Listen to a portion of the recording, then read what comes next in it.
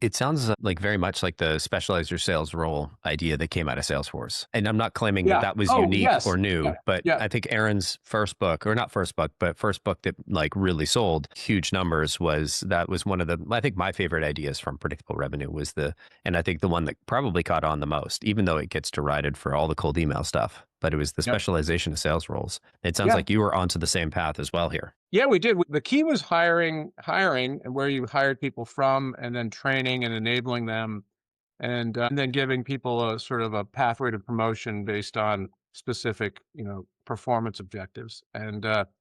There's still about half the people that were running that are still there at Black Duck doing well. One of the women who started as a cold caller is now running like a 50-person sales team, and it's just great to see people, basically follow a pattern and then do really well in a structured system. Not to say people, can't do their own thing, but I did find that putting some organization around it and training and enabling the salespeople made the big difference. Totally.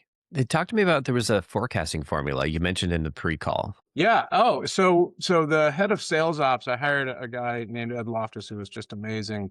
And we had no sales ops at the company when I got there. And so I had him report directly to me. So not to the CFO and not to the head of sales because it was really, really broken. And so we developed sort of a math equation called the velocity sales equation for our smaller, sort of sub 50K deals. There's Mhm. still a big enterprise sales team that, those deals just take a long time.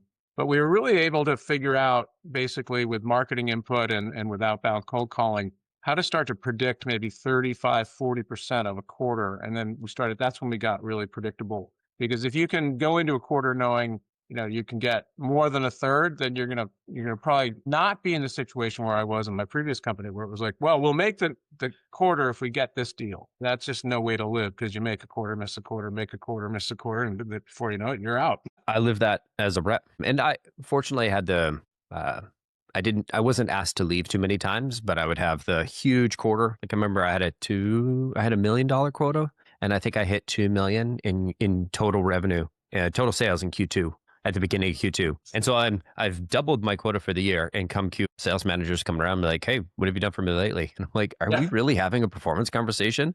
You know the big bonus check you're going to write me?" I'm like, some of these big sales take time. And that was like, it was part poor planning on my part. It was also part just extreme luck. A couple deals got pulled forward, but you're totally right. You're only as good as your last 3, 6 months, and a couple of bad quarters means you might be looking for something new.